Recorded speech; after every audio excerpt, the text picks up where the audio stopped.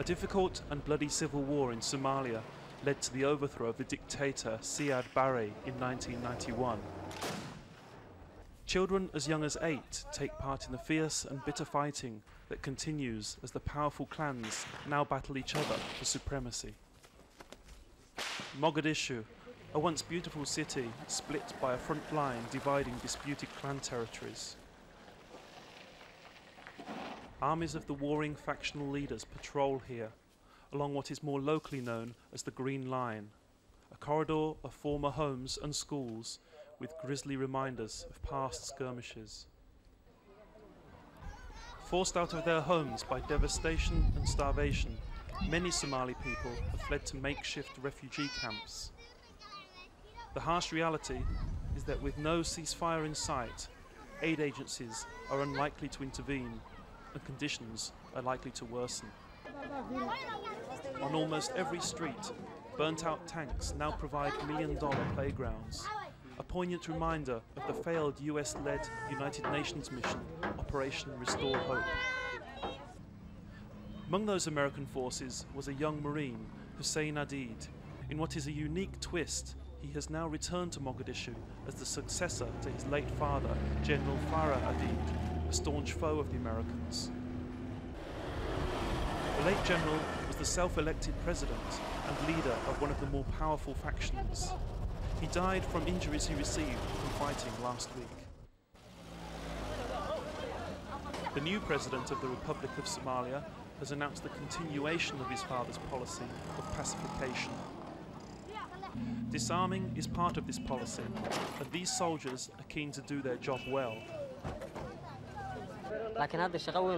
We're doing a good job. We are disarming the bandits. It's a big job. Killing those who disagree is also part of the policy. We have the authority. If we are ordered, we shoot. If we don't, we won't. We have the permission to kill. Back at the front line, battle-weary fighters hardly flinch as shots ring out. Others are more tense. Hopes of a ceasefire have been dashed by Hussein Adid's adherence to his late father's policies. Ali Mahdi, the North Mogadishu leader, saw pacification as a barrier to Somali reconciliation. We were negotiating with him for 5 years. He never accepted what is the desire of the people. He never accepted.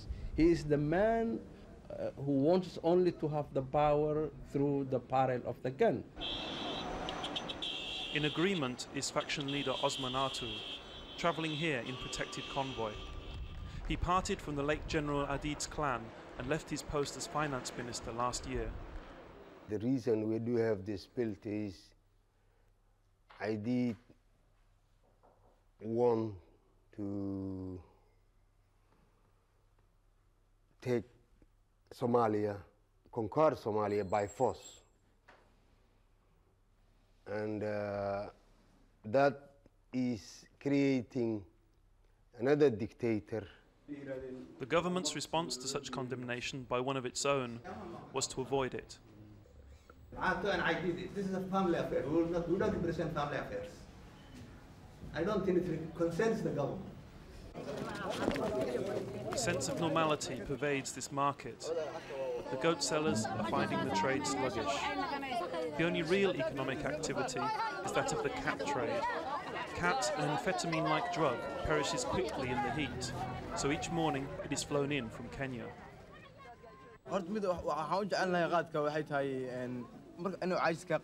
We like cat. It gets rid of fatigue and staves off nightmares. It also makes the work easier. It doesn't do you much good though. Cat may relieve the tedium of war and create trigger-happy fighters, but these young men are deadly serious in their struggle. I believe I will die when Allah my God decides.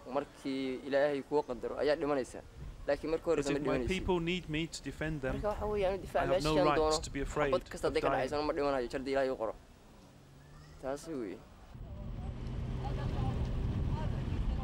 Hussein Adid inherits a loyal army that his late father, General Adid, forged from warring militias, freelancers, and the former National Army. They are paid to carry a gun and put aside clan differences. waxaa loo guulaystay iyadoo qabiilkii la qobay We understand the badness of the clans. iyo dhibaatooyinkii la soo maray ama Now qabiilku we are soo united marsiiyey as a national shantii force. sano macnaha These rival faction fighters have no uniforms.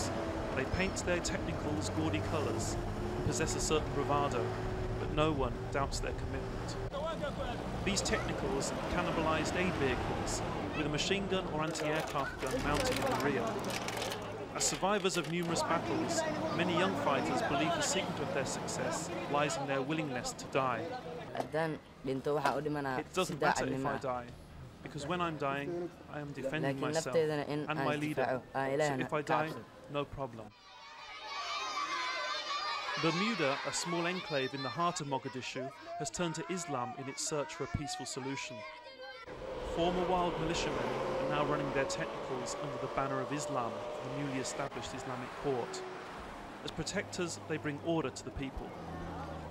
marka hore dad It's amazing. burcad oo guryaha Before, islaamka they were dhacay oo robbers waxay breaking into dhaafay Muslim jirin homes. haddana waa dad Now they're caadi normal ahoo people who kitaabka believe ilaahay in the aaminsan Quran. islaan ino Elman, a peace campaigner, sought a different solution to the peace problem.